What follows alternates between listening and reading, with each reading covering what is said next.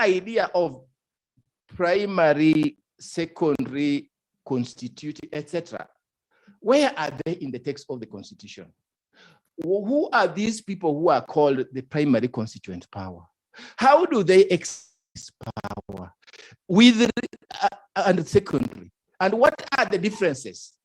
How has it been textualized in the Constitution of Kenya? Where in the statutes of Kenya are they? Or is it that now, if we even try to do that primary, we will be told that there was no legislation on it, the way we are being told that there's no legislation on referendum. So these phrases, primary constituent power, secondary constituent power, etc., they are very nice analytical tools. And indeed, in scholarship, we really praise that.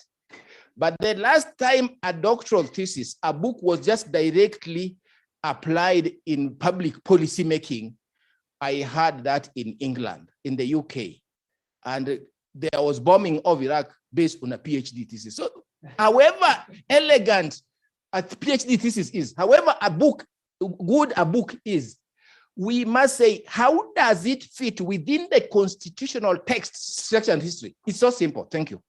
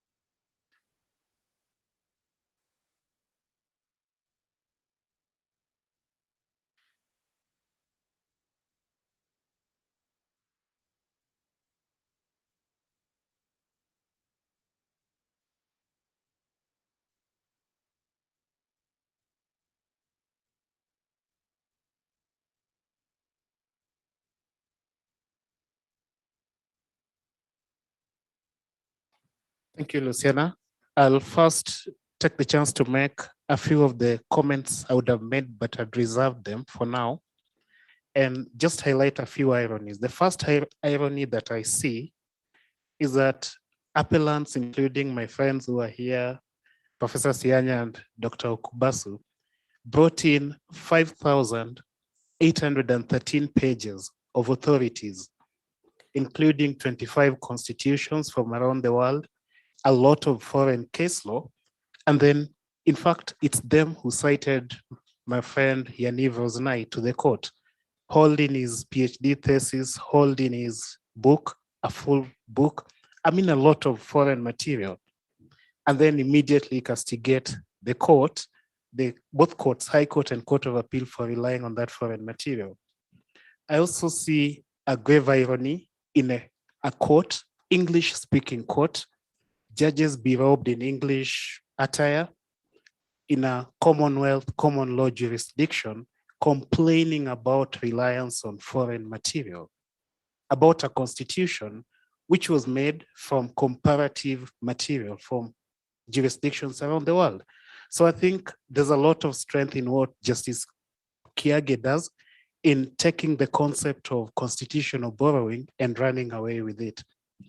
Back to the question you've asked me now, which is on public participation. I think there was an elitist argument made by my friend Migai Akech and the appellants that the constitution was made by elites. They told the court that relying on the 2008 Act, which was after the 2007 post-election violence, when the political elites came together and had some kind of pact.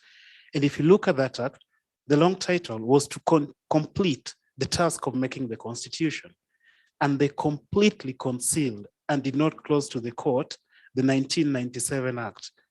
Professor Migai had it in a footnote, but he had it there to make another argument that the bodies under that act were political elites.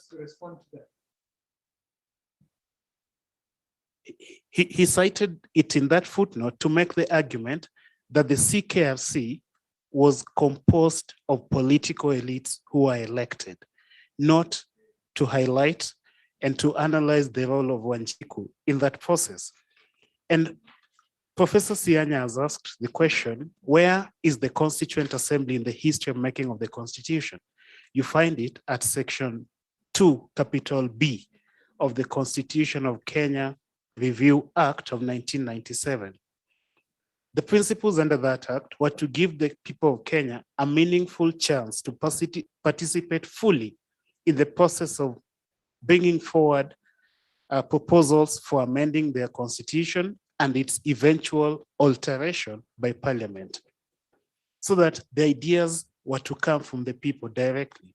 And you find the Constituent Assembly formed at the national level at Bomas and at the district level. And that is the level of public participation under which the constitution was made. The other irony I see here is that we're being told that this is about the people. It was a popular initiative originating from the people. But when the court says, okay, if it's about the people, then take away the state officer, let the people originate it, let the people drive it, there's a problem. Again, when the court says, okay, this is about the people, involve the people in it, give them copies in Swahili, which they can understand, engage them in meaningful public participation. Where did this process start, for example? We started off with 9 predetermined agenda items. Where were the people involved in generating those 9 predetermined agenda items? They were not there. It began again from the political elites. So I see some bit of ironies here, many of them grave. And if you look at the history of making of this constitution, I wasn't a lawyer back then, but I accessed a copy of the constitution, which was then proposed back in my village. And there was an English version of it. There was also a blue Swahili version. They were brought down to the village level. And people came to my local church on a Sabbath afternoon to speak about the proposed constitution of Kenya. We didn't see that happen with this. And I think that's a point that the court makes. My last point would be about the unity of content rule and the way the court analyzes it and comes to its conclusion. If you look at the judgments, especially in Musinga, it seems to go a little bit both ways about it. It speaks about the need for the questions. It speaks about the need for unity of content in the manner of not bringing 74 amendments at once. But then the court's final disposition sounds as if the Court of Appeal disagreed with the High Court, which it didn't. If you look at its second order on the part where it overturns the High Court. Those would be my comments for now. Thank you. May I respond to those comments on the history, please? I think I need to make some corrections.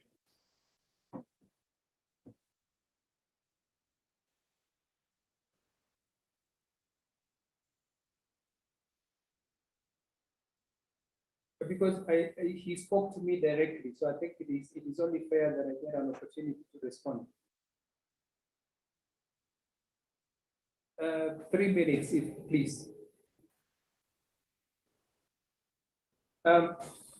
So I submitted an amicus brief in the Court of Appeal, and my concern, and it remains so, is that the amicus in the High Court were not honest on the history of the making of the Constitution of 2010. For example, that account of history did not tell us about the compromise in Naivasha, which I think was very telling, because if one was faithful to the history, Naivasha was critical at two levels. Number one, Naivasha was critical in terms of process, and the whole national accord was critical in terms of the four-step process, because following the post-election violence and the institutions for the making of the resumption of the constitutional review process happening in 2008 under the Constitutional Kenya Review Act of that year, they set up a number of institutions. The Constituent Assembly was never one of them. That is number one. So that is consequential, and you can read the act for yourself. Number two, it was consequential because it is at, so first of all, the committee of experts gave us a hybrid system of government, not a presidential system of government. And the politicians met under the guise of the Parliamentary Select Committee. They changed it to a pure presidential system. But I think in doing that, one has to ask to ask, why is it that those institutions were designed that way? Those institutions were deliberately designed that way to facilitate political compromise across the divide. The reason that we've never had a constitution after the Bomas draft was produced in 2004 was because of the political fight between the PNU side and the Orange Democratic Movement on the other hand. And so it was felt necessary as part of the national accord to bring the political players across the divide. It was appreciated. You were never going to have a constitution without some compromise at the political elite level. It was never going to happen. So that was deliberately designed in the CKRC Act of 2008. And let us go back to 1997, what happened. So in my brief, I very carefully set out the various entities and their roles based on the 1997 Act. When an academic refers to a document, they do so in a footnote. A footnote is a way to tell someone that, please, you can verify for yourself that this source is accurate. And I'm yet to be told that the context, the text of that submission is inaccurate, because I maintain that the text is very accurate. But let us also look at how the Constitution was built. Constitutions are drafted by experts at the beginning, drafted by experts, not by the ordinary person, not by Wanjiku. So the experts go to Wanjiku and ask Wanjiku, what do you think we should include in the Constitution? Then Wanjiku says, I should do this for the other.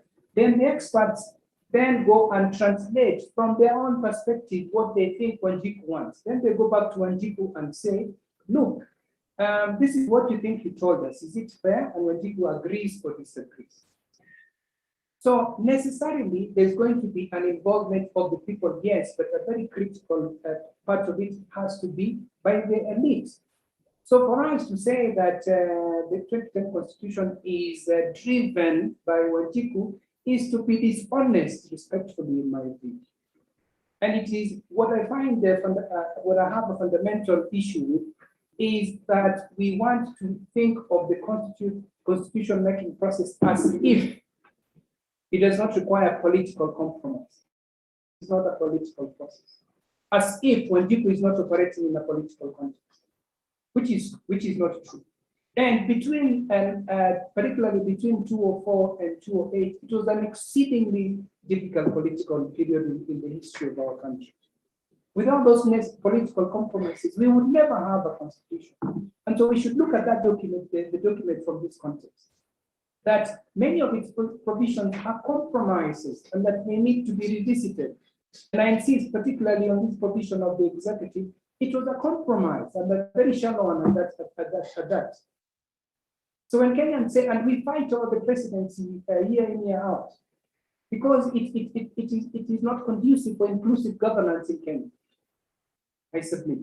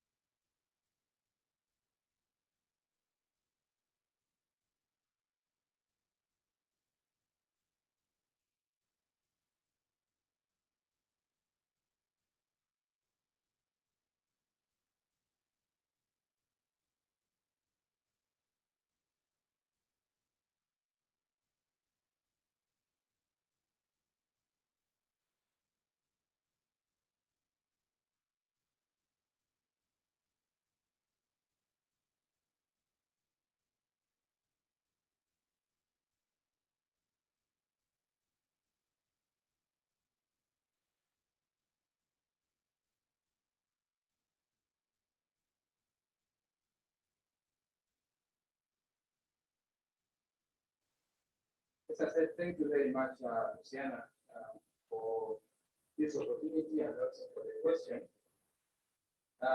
When I saw the assignment in the participants' sheet, it was a bit confused, but why I'm making it the most difficult aspect to deal with.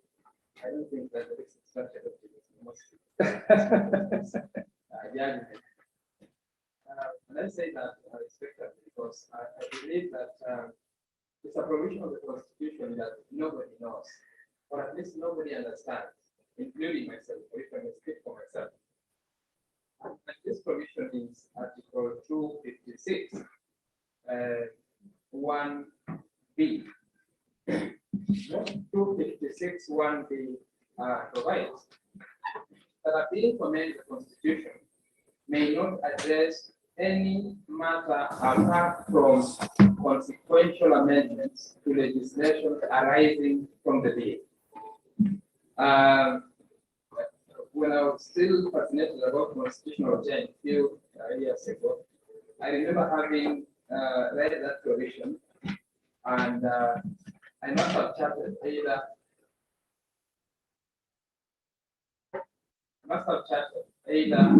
with Richard or Yaniv Roznai. I'm not sure whether it was Yaniv or Richard, must be around 2015. And I asked him what that provision means, and he said that this is, he doesn't understand also, but it looks like the prohibition against parking, a concept that we find in German constitutionalism. But having said that, I think one of the reasons why this provision is quite problematic and it found itself in the BBI judgment is because we do not know whether the Constitution permits one amendment, a single amendment, or multiple amendments. Now, looking at the Constitution itself, I think there's more confusion than clarity on the issue. And I say that because there is the use of the word an amendment, and there's also the use of the word a bill. Now, the question is that can one bill contain more than one amendment? Or in the alternative, do you need a bill for every amendment that you want to propose? And what even compounds the problem is that can a single bill convey a proposal to amend a constitution for a matter that is reserved for Section 250, Article 255, and also a matter that is not contemplated under 255? And when that happens, what should be the case? Should then that bill be dismantled into two bills so that one can be passed by Parliament and other aspects of it can be rolled over to a referendum?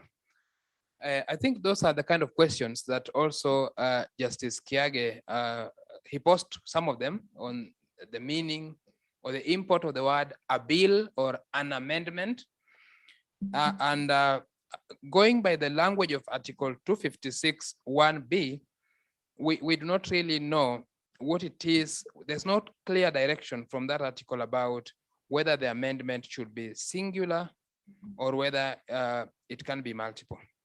Now, of course, there's a skepticism about submitting a bill that has multiple issues to the people.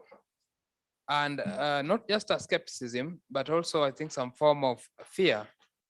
And the fear is that the political elites may run with the process and they will barricade some issues within the bill so that you have only an option of saying yes or no, and you don't have an option about choosing one choice over another. Though I think, in all honesty, that that fear is ahistorical, in the sense that it presupposes that the people in a referendum are quite unintelligible and that there are certain choices that they cannot make. And I say historical because we live in a country where a proposal to amend a constitution has at once been fronted to the people and they have actually rejected it. that means that there's always a possibility that if a bill contains good things and bad things, they can either decide to reject it or they can decide to adopt it. I would think that the WACO draft that was rejected had something that was good. I don't think that everything in it was bad. There were some aspects of it that were bad, and the entire constitution was rejected. So that I do not think that the fear that there will be a barrication or that some things will be hidden into a bill and then Kenyans will have to pass it really is a founded fear. But having said that, indeed, this is one of the issues that attracted divergent views from the court in a very significant way. And I say this because Justice Nambuye, Justice Okwengu, and Justice Kiage dissented on the issue, taking the view that the amendment that is permissible under the Constitution is one that is dealing with a single issue. I have read the judgment twice. I'm yet to read it the third time. I don't think Musinga addressed himself on the issue, even though he framed it. I see Justice Gatembu, Justice Sichale, and Justice Tuyot, who I think were supported by Musinga, taking the day in the context that they said it was up to IEBC to make that decision, and that decision will be made on a case-by-case basis, depending on the nature of the amendments in question. I have said, Mr. Ochiel, that I have read the decision twice. So if I haven't seen that, you will pardon me. I might pick it up in my third reading. But I think that then the consensus of the Court of Appeal is that it is a question to be determined on a case-by-case basis. The argument that had been fronted prior was that the amendments interfered with the basic structure doctrine because there were so many amendments, and perhaps they needed to be conveyed perhaps differently. That's an argument I had. But I listened to Yaniv in the morning, and he said, I agree with him, that it's not about the number of amendments, it's about the impact of the amendment. So that I think that if the issue was about the basic structure doctrine, I don't think it influences the question whether the amendments could be on a single issue or on multiple issue. How about myself? What view do I hold? The view that I hold is the one that was taken, I think, by the courts, which is that we can analogize the process of constitutional amendment with the process of constitution making. When the 2010 Constitution was presented to the people, it was not, there were no questions on each and every aspect of the Constitution. Because when all is said and done, constitution making, constitution change is a political process. And there are similitudes between a constitution making process and a particularly ratification process through a referendum and an election. You will only ask people whether they want those amendments or they don't want them. If they want them, for reasons that is known to them, the reasons could be political, they will adopt it. If they don't want it, then they will reject it. I think, therefore, that under the Constitution, it is perfectly lawful to present a bill that addresses more than one issue. And finally, my view, I think, has greater support in constitutional practice elsewhere. Truth is that the exit of Britain from the European Union had far-reaching implications on constitutional norms and practices of the UK. But the people of the UK were not asked whether they, what they felt, what they thought about the relationship between England and Scotland or Northern Ireland. They were just asked one question: should we leave the European Union or not? And then they said, we are going. The implication, the wider implications of that decision, the wider constitutional implication of that decision was not part and parcel of the referendum questions. And I think that then going by that, the Court of Appeal was right in reversing the decision of the High Court.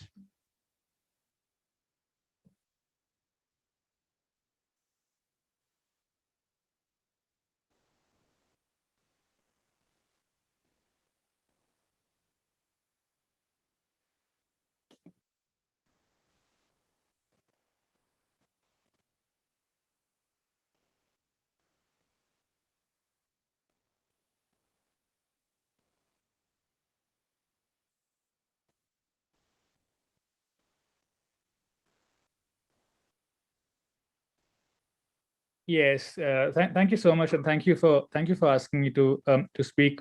So I just flagged 2 points. The first is on the issue of single or multiple referendum questions, and I think that there is a tension between the disposition in the judgment that says that by a 4:3 majority, the High Court has been reversed on the point that separate questions must be submitted separately, and in the reasoning of the justices themselves. At one level, President Musinga himself says that it was improper for the bill to lump together 74 different amendments. And even though he later says that he's not prescribing that it must be a separate question per amendment and the IABC will decide, he does say that this, the way it was done in this case was improper. But I think what complicates the issue further, substantially further, is Justice Gatembu Keru's opinion, because in his final order, he actually says that he agrees with the High Court on that point, subject to a qualification, which is that it depends upon the nature of the choices presented. And if you go a little further above in his judgment, if you go to paragraph 156, he specifically says that the voter's choice will be rendered nugatory, inoperative, and inconsequential if the voter is called upon to vote on an omnibus draft bill that contains a raft of numerous, diverse, and unrelated proposed amendments. In the next paragraph, he says that therefore, the argument made for the respondents on the principle of unity of content or single subject matter is the one I find most attractive and persuasive. So he agrees with the unity of content argument. And then 2 paragraphs down in para 159, he says that ultimately it seems to me that to put a single binary question or multiple question is a matter to be informed by the nature of the amendment proposed. But what in my view is not contemplated is the submission to the people in a referendum of an omnibus amendment bill, hodgepodge of an amendment bill. And the Constitution Amendment Bill is a bill of that kind. So I think that what that makes clear is, even if you discount President Musinga's observations, there is at the very least a 4-3 majority in the Court of Appeal for the unity of content approach. That is to say that even though you need not submit every single proposed amendment as a separate referendum question, because that might be unwieldy and often it actually is the case that some have to go together, what you do need to do is to submit thematic amendments as separately and not lump them together. You can't have sweeteners and things like that. And if that happens, then the court can step in and reverse that process. So I think that there is a bit of a tension between the disposition, because the disposition only overrules the High Court on the one question per amendment point, but also there's a majority in the Court of Appeal for unity of content. And I think it'll be interesting to see how that's resolved later on going forward.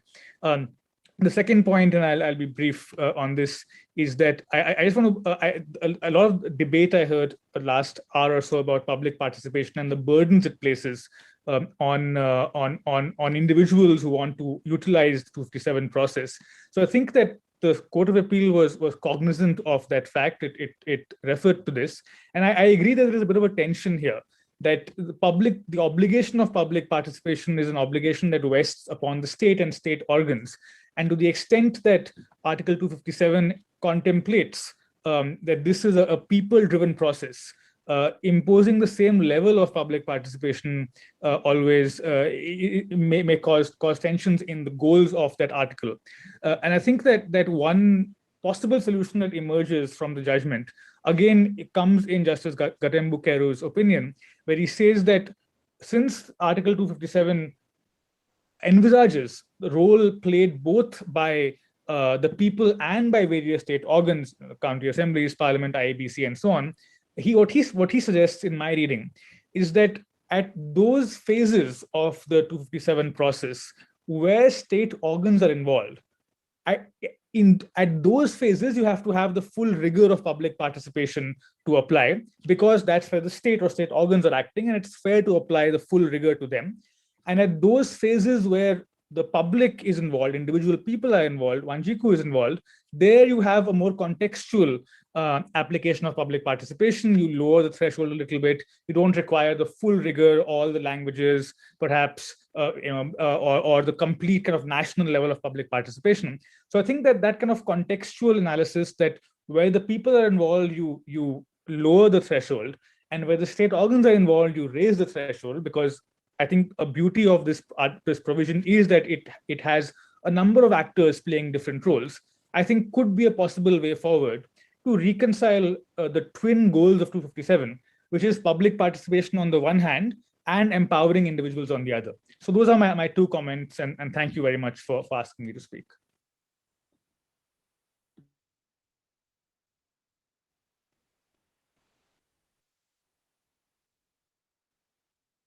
Yes, thank you very much. Yeah, I do want to respond to some of the things that were raised before. And I'll just say that I agree with Gautam about what he said about the thematic allocation of questions. And so I'll start with the discussion on public participation. I'm worried about two things here. First, about putting all the money on the referendum, and Duncan raised Brexit.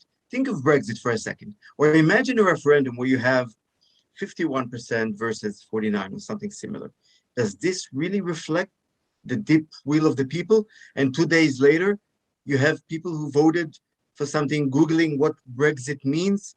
Does this really reflect the will of the people? And what the court is saying, that if we want a process to really reflect the people's will, then it should be including education, real participation, and real deliberations. And I totally agree with this. The second point just deals with the topic. And I agree, you don't need a separate referendum, obviously, for each question. But this really worries me. If I'm, as a citizen, has now one vote on a take it or no, one package with 74 topics, what if I'm really happy about 50, but the other 20 so are horrible to my mind? Do I need to say no or yes? So I agree with Gautam that at least thematically, it should be separated, or at least different questions should be separated in the referendum, not just one question as a one package deal, take it or leave it. And I want to go back to what Duncan said about the number. It's not the number, but this deals with the basic structure doctrine. And I want to explain what I've said in the morning. It is not by the mere fact that you have, for example, 74 whatever amendments to the Constitution, that from this we can understand that the basic structure is undermined. You can completely undermine the basic structure of the Constitution with one amendment, with a single provision. Or you could have 150 provisions that are amended without undermining the basic structure of the Constitution. What is important is the quality, not the quantity. So this is what I emphasized. And I want to respond to some of the criticism made earlier about where is it in the text? Yaniv said basic structure, but where is it in the text? It is nowhere in the text. I have to say, and here I will speak in some strong words, I totally disagree with the approach that says that we should solely focus on the explicit wording of the Constitution. The text of the Constitution is never the totality of the Constitution. There are always some implicit things and presuppositions underpinning the Constitution. The US Constitution is presupposed that the states exist and that California does not sink under the water. There are always unwritten presuppositions in every constitution, like in every legal act. This morning, I brought my child to the kindergarten. And in the kindergarten, we signed an agreement saying that I need to bring my child from 8 and I pick her at 3, and that she needs to get breakfast and lunch. It is nowhere said in the contract that they should protect her dignity and not undermine her human dignity, and should not offend her, because some things are implicitly inherent in the contract. And likewise in the Constitution, it is inherent that the amending authority holds as a delegated authority the power to change the Constitution, cannot destroy the Constitution. Because if it destroys the Constitution, it undermines its own raison d'etre. The very aim of amendment procedure is to allow the Constitution to endure the test of time, to survive, and to change, of course. but to survive the test of time. Now, if we use this provision in order to destroy the Constitution, and by destroying the Constitution, I also mean destroying the very fundamentals of the Constitution. I think various judges in their judgment talked about this building analog, right? If you destroy the pillars, you destroy the entire building. So just as you cannot destroy the Constitution, you cannot destroy the very fundamentals that hold this constitutional building, even if the people are included in a referendum, because a referendum does not reflect the deep will of the people. And I think that this whole theoretical story that I've mentioned has a textual ground in the word amendment. The word amendment means to correct faults. It presupposes that a certain whole is maintained. When I submit an article to a Kenyan law review and I'm told, Yaniv, you need to revise it and resubmit, you need to amend it and resubmit, what they mean is that I need to correct it, to improve it, but they don't mean you need to write a completely different article. It presupposes a certain framework or a certain core that remains. Likewise, when you amend the Constitution. So it was important for me to mention these two things. And as for the question that you said from the chat, I think about the role of academics.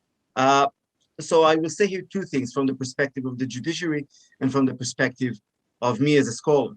From the perspective of the judicial writings as a tool for support. It doesn't bind anyone, of course. And I think it is better for us, the readers and the society, that we would have these kind of acknowledgements explicitly in the text, rather than having a judge taking a certain article or thesis, building upon it without referring to it. Because this way we can at least criticize it, we know where it was published, etc. We could have a more meaningful debate about it. So that's from the judicial point of view. And again, just as a supportive instrument, from the perspective of the scholar, if my writings will only be useful in the academic circles, then I might as well quit my job. I do not want to do what I do, to explore, to read, research, and to write, if it stays between me and Rosalind Dixon and Richard Albert. We want to make a difference. We want to influence. We want to share our research and our studies with the rest of the world to improve the world and to improve constitutional orders as we understand them. So from both of these perspectives, I think there's an important role for scholarly writings. Thank you again.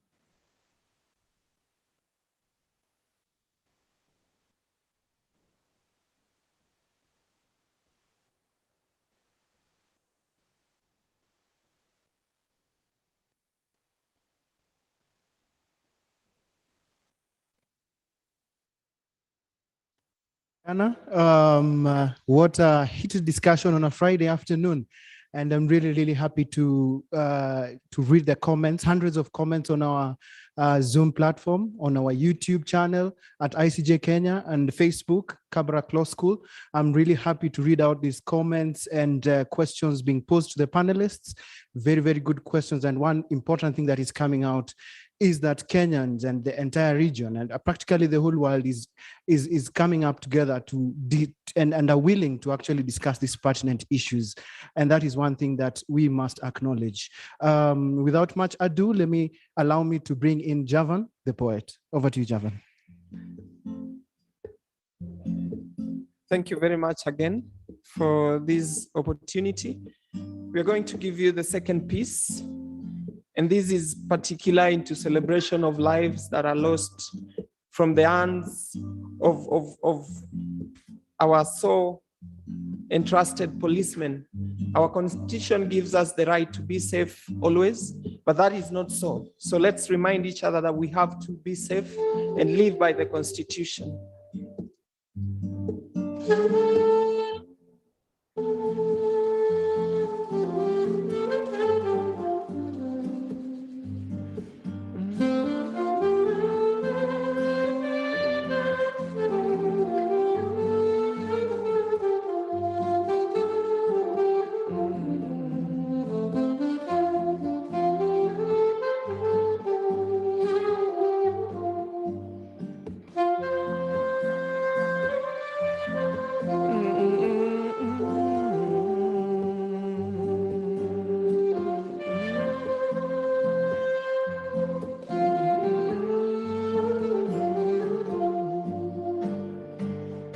Days are gone when we got lost and we got found.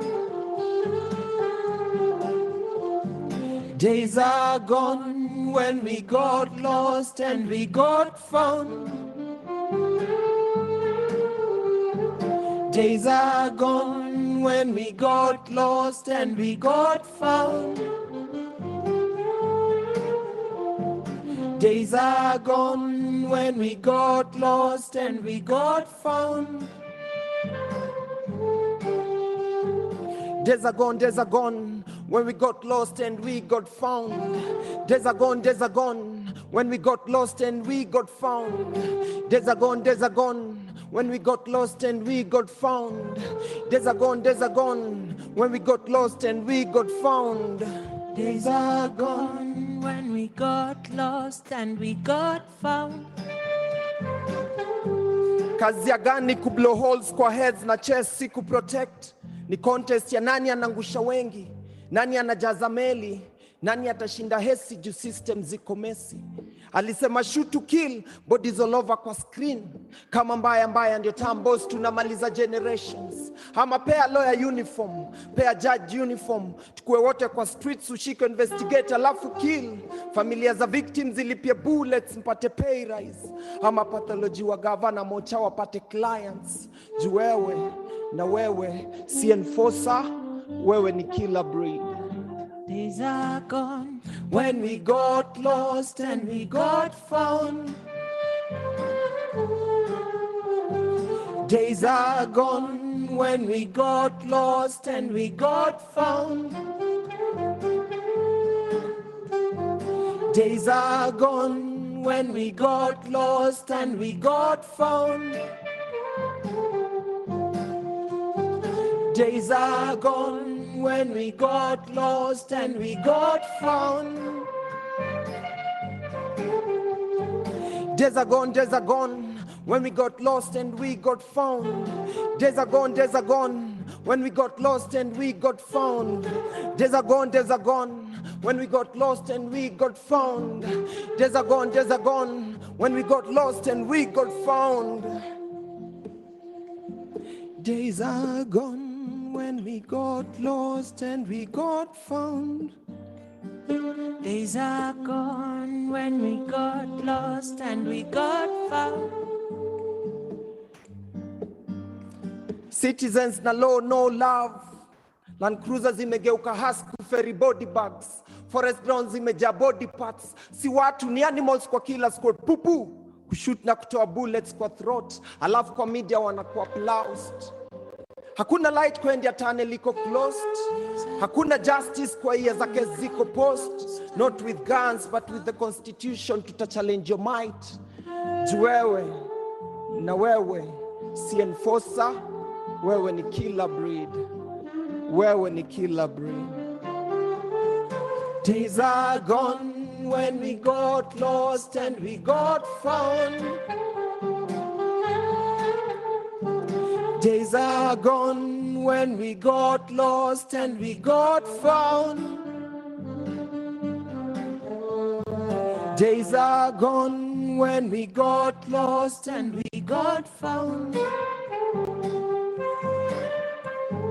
Days are gone when we got lost and we got found. Days are gone when we got lost and we got found. Thank you very much. Thank you. Thank you very much, Javan. Music with a message. I would like to remind our participants to engage us on our social media platforms at ICJ-Kenya, at Law Kabarak, at Article 19 Afrique, Kabarak University, and hashtag Katiba at 11, hashtag BBI Appeal, and hashtag BBI Review. Over to you, Lucianna.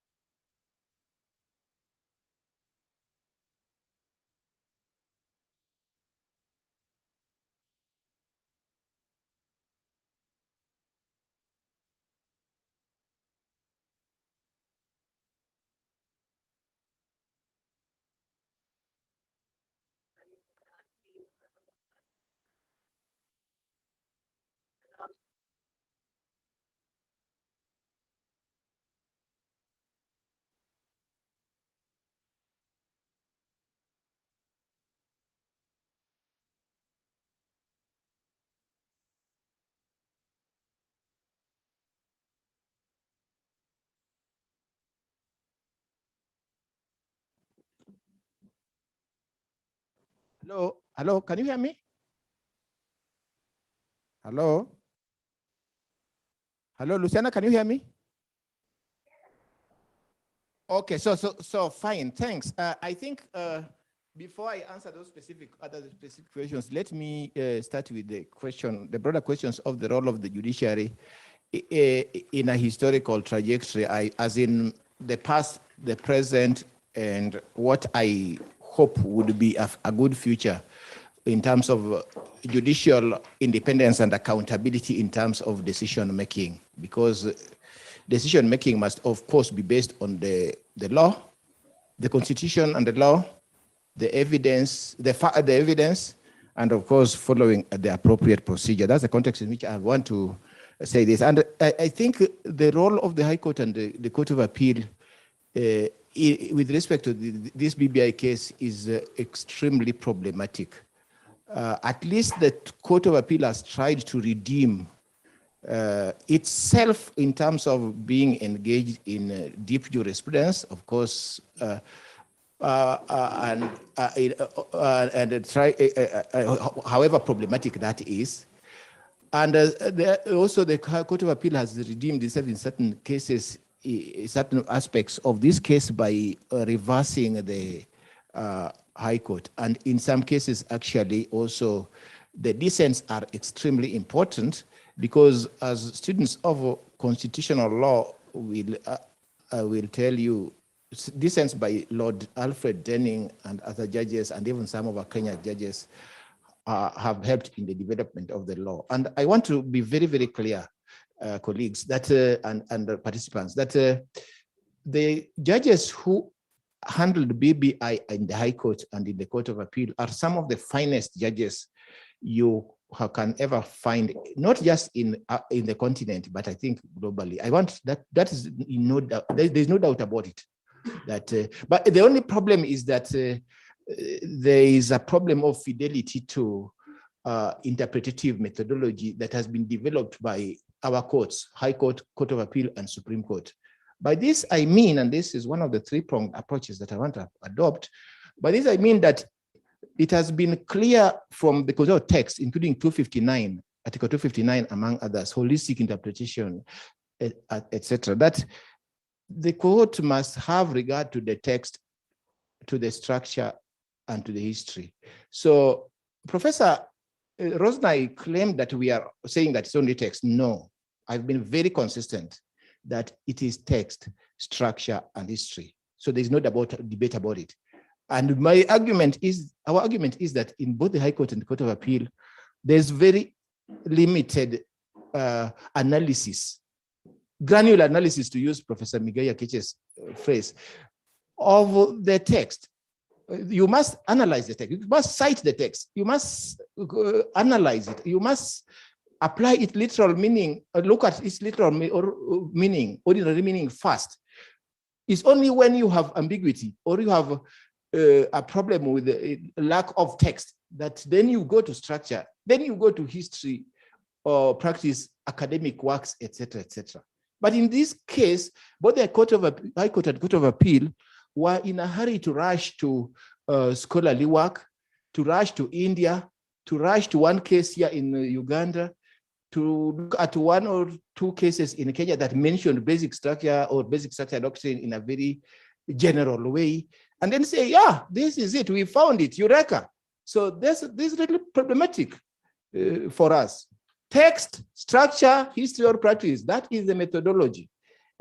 And it's not changing now. So that's very important that we keep faith to that. The second issue that I am engaging is that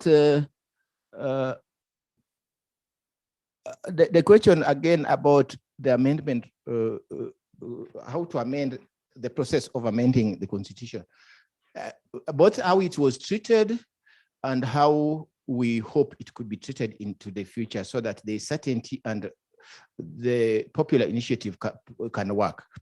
Then there is the issue of promoter. Oh, sorry, the issue of where does the text come from? Some people in the debate this afternoon try to say, oh, do you know what? The 9-point agenda was actually the text, then it morphed into the BBI-1 report, it morphed into the BBI-2 validated report, then it morphed into a bill and it was elite project. No, of course it was participatory, but even assume it was elite, the text, the constitutional text doesn't tell us where the text comes from. And this is one of the main problems that Ongoya did not answer. So that if the text should come from an academic's work, the main focus was on the promoter. And this is one of the is-ought propositions that we should debate into the future. Does it matter where the text comes from? Of course it matters, but the text of the Constitution, the structure, does not overemphasize that. The history gives us the Bomas process, and please, there is a difference between 2010 Constitution and this amendment process. Much as I think Professor Roznai says that this BBI amendment process is the same as the 2010 process, the issue, they are not the same. That was a complete making of a completely new constitution, overhauling and writing completely different one, conceptually, pragmatically, politically, economically, etc., etc. The two BBI cannot be compared to the to 2010. 2010 was making, this was amendment. So then the question of a bill or bills, and that has been debated quite a bit, with Article 256 1B being cited this afternoon by Dr. Okubasu, and also by the court. And I think that even if they didn't cite it, I think they seem to be relying on 256 1B. 256 1B says something like this, that the root is a bill to amend this constitution. They had that marginal note is amendment by parliamentary initiative. A bill to amend this constitution B may not address any other matter apart from consequential amendments to legislation arising from the bill. And I think this is where the debate on unity of amendment, how many bills, etc., etc. And please note that that is referring to amendment by parliament. It is not it's a 256 question, it's not a 257 question. And therefore, there is no textual authority, there is no structural authority, no historical practice authority to limit the number of issues that can be amended. Of course, I've heard a rumor, including by the respondents, saying that, oh, look at our amendments under 1969. Do you know what? That there used to be only one issue, like 2A only in 1982, etc. That's not necessarily true. In 1964, for instance, when the first major amendment was made, it created the office of the president. There was a vice president. There was Kenya being a republic, etc. So even if you analyze them, they were not necessarily one or two amendments, nor was there on one single issue. And even the question of conceptual unity, which I really appreciate, and in BBI there was conceptual unity, was not always there. Then I think the second last set of issues is this question about IEBC. And I'm glad that so far, the debate, we have not been controverted in argument that the role of IEBC is important, and the issue is verification of the voters. The text refers to verification of voters, but the court somehow talks about verification of signatures with all its difficulties, and there is no textual reference. It's not about verification of signatures. In any case, there is no database of signatures, and people can change their signatures, etc., etc. So those issues of even quorum of IBC, we have not been controverted in our arguments, and even the Court of Appeal did not sufficiently address itself to that question. Moving forward, fidelity to the text, structure, history, including on the issue of quorum is very important. Final is, of course, these issues are still about issues of process. I don't know where the 4 steps is still, there's no convincing response on the question of 4 steps. And I know that Dudley, Mr. Ochiel has said that the Constituent Assembly was the pre-Bomas process. Well, he probably forgot to say that that process was nullified in Ongoya. And Ongoya, he then said that whatever had preceded Bomas was null and void And for me, I didn't agree with Njoya. Of course, it was a political decision. But then, please also, in any event, and Njoya is not absolute authority on this, in any event, Njoya told us that you either choose Constituent Assembly or referendum. And lastly, what is Njoya? Njoya is a 1969 decision. Njoya is not 2010. So if we decided to ignore Njoya on so many fundamental issues, including on Constituent Assembly, and ignored it and don't provide for Constituent Assembly, let that Constituent Assembly rest in peace until we go to an is-ought position in the future. So we can't just be rewriting these things. I think then there's a question of Mr. Ochiel also told us that we cited foreign decisions. We are the ones who allegedly introduced Professor Roznai into this debate through our authorities. Please note that we cited them many times in rebuttal. And we, in many cases, distinguish those foreign authorities, including Kesavananda and the Indian authorities. There's a difference between citing with approval and citing with rebuttal, in rebuttal. The last issue is the question you posed to me, which is basically the question of public participation, how were the signatures collected, car grant. These matters, three-pronged answer is this. Some of these issues were raised before Justice Mativo. Some of these issues were in the High Court. Justice Mativo said, please follow the audit processes and related financial accountability processes. The High Court and Court of Appeal, the Court of Appeal, let me just focus on Court of Appeal finally. The Court of Appeal said that, I think even the High Court said that, well, if you have these claims, have you sought clarifications through the Article 35, as well as the Access to Information Act? And lastly is, of course, the Court of Appeal has reversed this High Court. The Court of Appeal has reversed the High Court on that issue, which was the basis of High Court saying that President Uhuru Kenyatta had contravened Chapter 6 of the Constitution. So the matter is reversed, but people who really still want to pursue that car grant issue can still follow it through the accountability, financial accountability mechanisms under the Constitution and the law. Thank you. This is a great debate. I appreciate.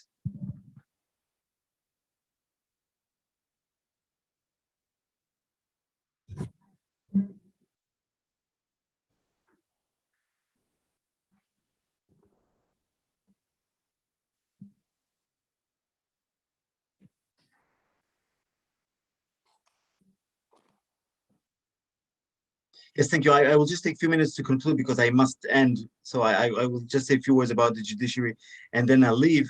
I'll just say, I see here a comment by Hukamamo in the chat box that in the future, we must also question scholars' fidelity to their scholarly writings. And this reminds me of an Israeli lawyer who was arguing before the Supreme Court, arguing X. And then the judge said, but dear lawyer, you in your scholarly writing, you said Y. Why are you now saying X? And the lawyer said, well, I think better when I'm paid better. So at least I'm trying to think the same regardless of how much I get paid. So let me just say some few words about the judiciary and then I unfortunately have to leave. It is important to note, it is one thing to say that the amendment power is limited. It is something completely different to saying that these limitations should be enforced by courts through substantive judicial review of amendments. Because then we turn prima facie the courts to as the final arbitrators of society's values.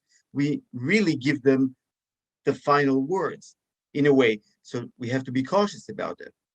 And I'm reminded of a story from 1921 where Edouard Lambert published a book called Le Gouvernement des Juges, a government of judges, criticizing American judicial review. And he said, you know that in the future, what we'll have is courts reviewing not only ordinary legislation, but also formal amendments.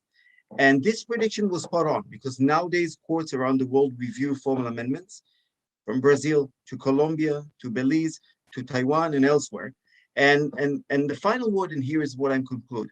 What is important to understand is that what the court has done in its judicial review of the BBI amendment is to protect the vertical separation of power between the people and the government, between the primary constituent power and the secondary constituent power. So we should regard this decision not as anti-democratic, but as enhancing people's sovereignty, as enhancing democracy. Because what the court does, the court says that there is a certain sphere of constitutional decision-making that should be reserved solely to the people in their deliberative, educative, and inclusive capacity. And that's important. With that said, this is an enormous power that must be dealt with extreme care and restraint and should only be exercised in extreme cases. Just before I conclude, let me thank everyone.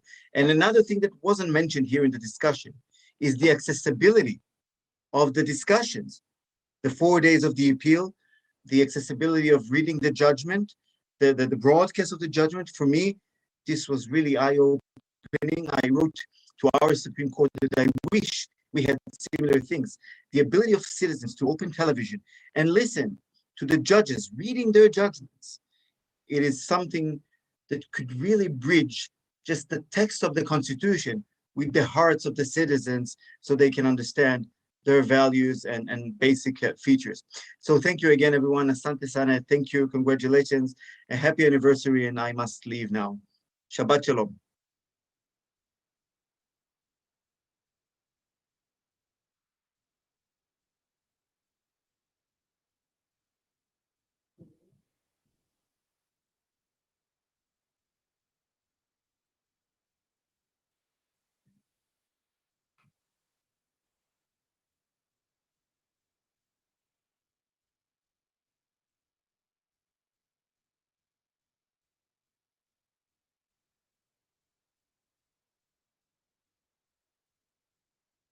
Yes.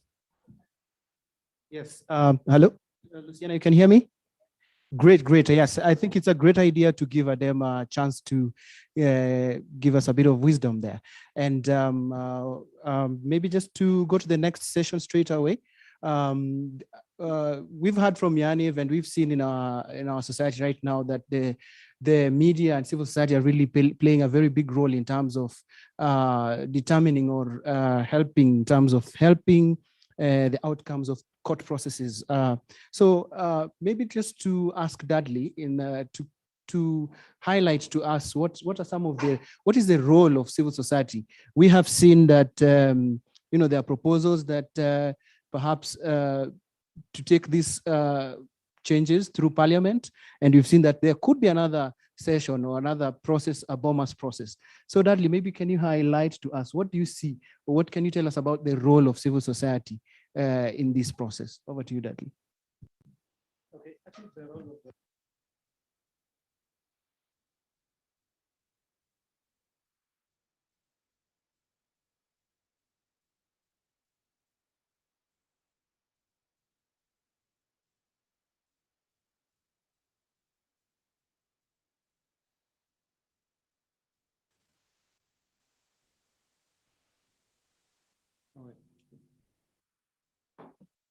Can you hear me now, Lucianna? Well, I'm saying that the civil society's role could be seen in the way the legal teams at the Court of Appeal were formed. Professor Ben Sihanya side had the benefit of the Ivy League law firms in this country, the topmost law firms.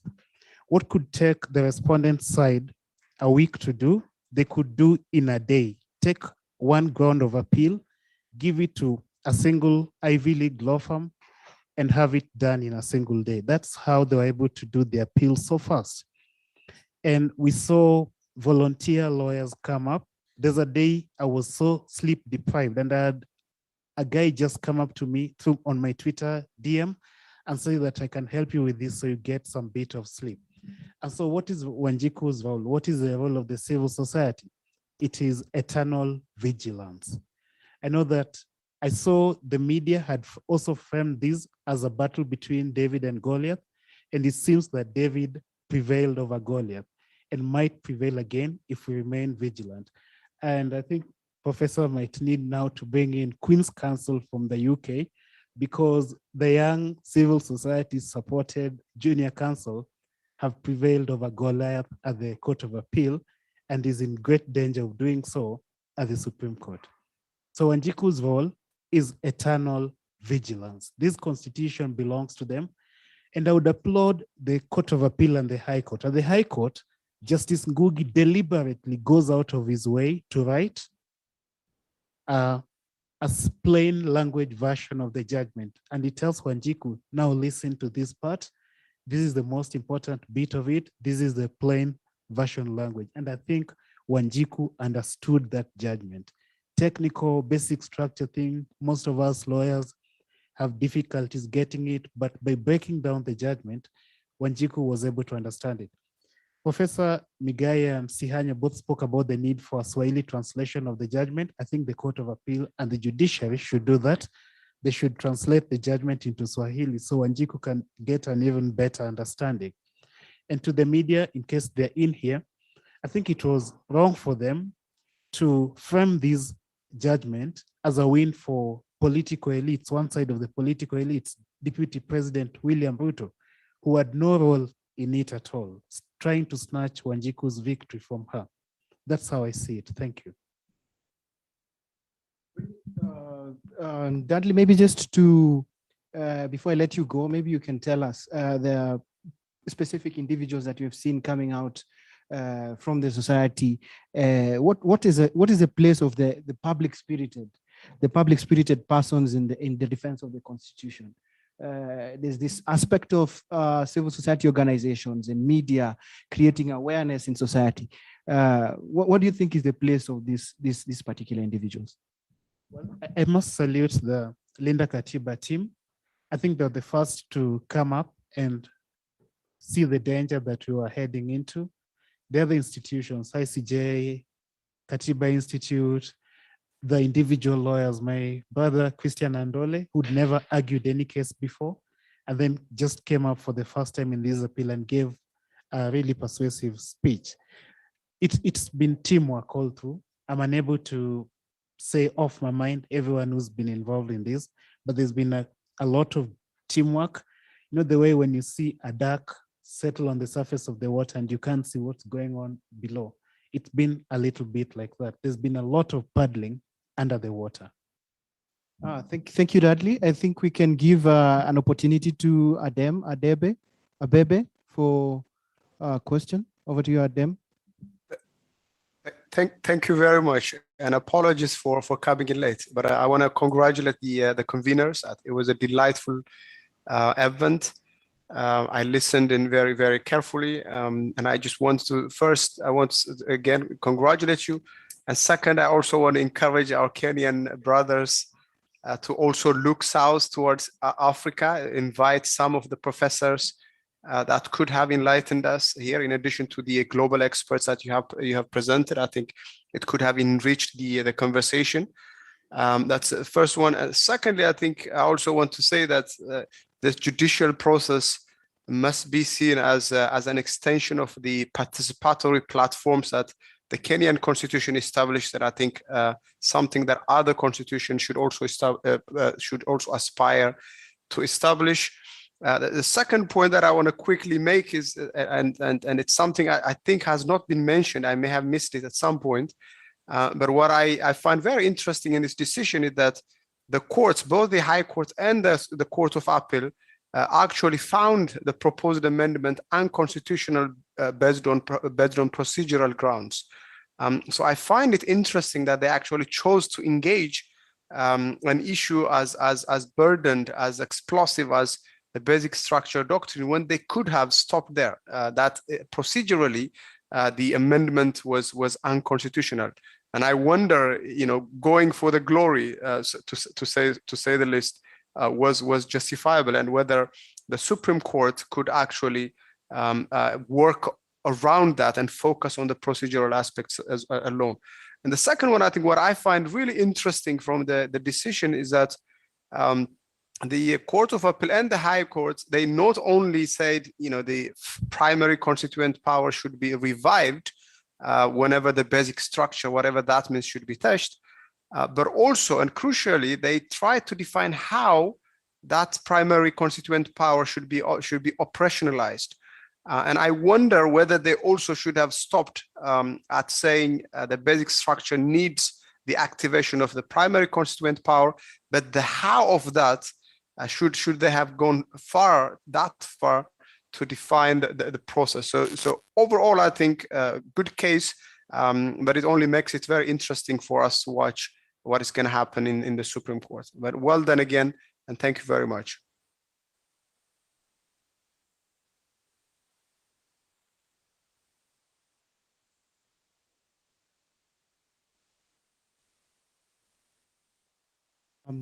Yeah.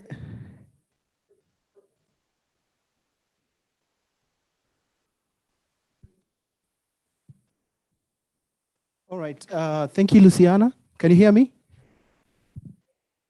Yes. Thank you, Lucianna. I have with me Christine Nkonge, Executive Director of Katiba Institute, and Mugambi Kiai, Article 19.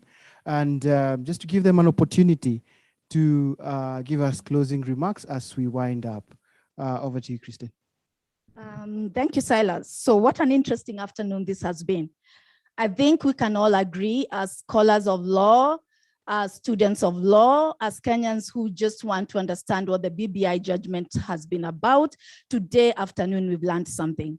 And this is the beauty of this series that is being organized together with Article 19, ICJ-Kenya and Kabarak Law School to try to and now this was just the beginning of the conversation. We'll do a deep dive, whereby now we'll try to break down all these things we've discussed today and make them even simpler. And in a way, we can even reach more people.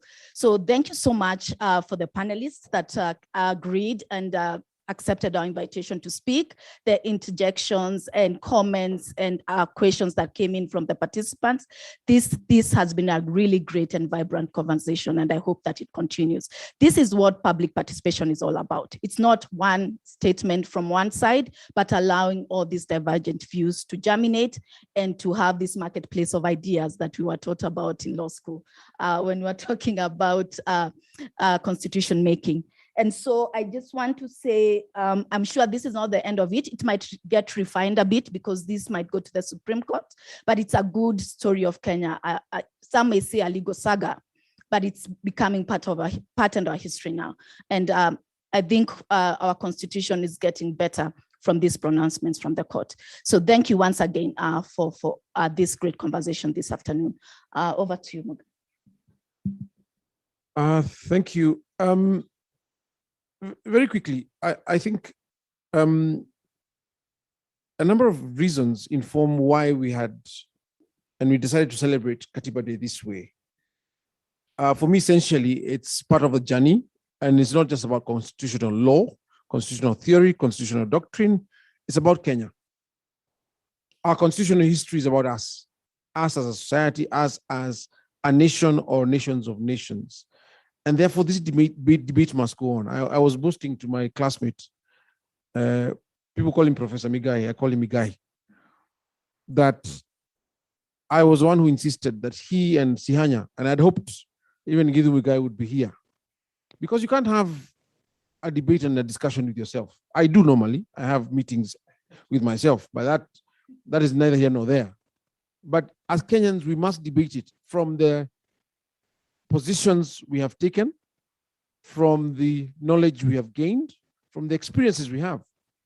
My own history with this constitution, at least in the recent past, starts in 1990 when I joined the University of Nairobi. And I think at that point, Ben was the editor-in-chief of the law journal there. And as I said, Migai was my classmate. And at that point, the big constitutional issue was Section 2A. Now, look at the journey we have traveled. And I think Elisha Ongoya talked about that when he talks about Firoz's conversation with him about the difference between the court ruling in 2017 and the one in 1997-98 around the Kibaki petition. Why am I saying this? I'm saying this because if we're going to have a proper discussion, we better locate this conversation. And there's a place I agree and disagree with Ben around the place of text. I say text is part of, not the foundation. Because if you say the River Nile starts with the Blue Nile and the White Nile, which of them takes precedence, right? So for me, I'm much more eclectic. I'm much more post-structural, post-modern.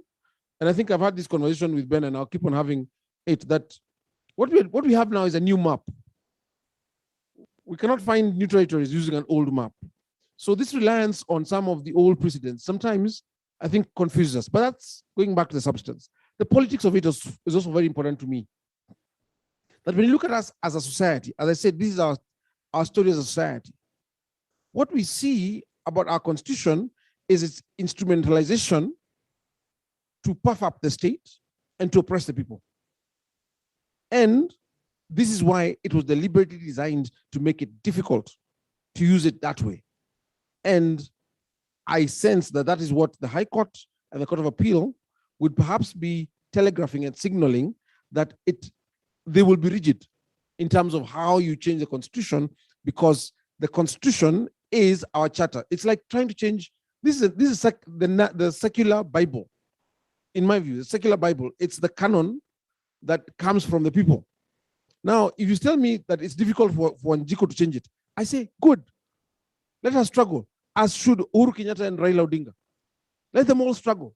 Because by the time we got to this, we almost fought a civil war.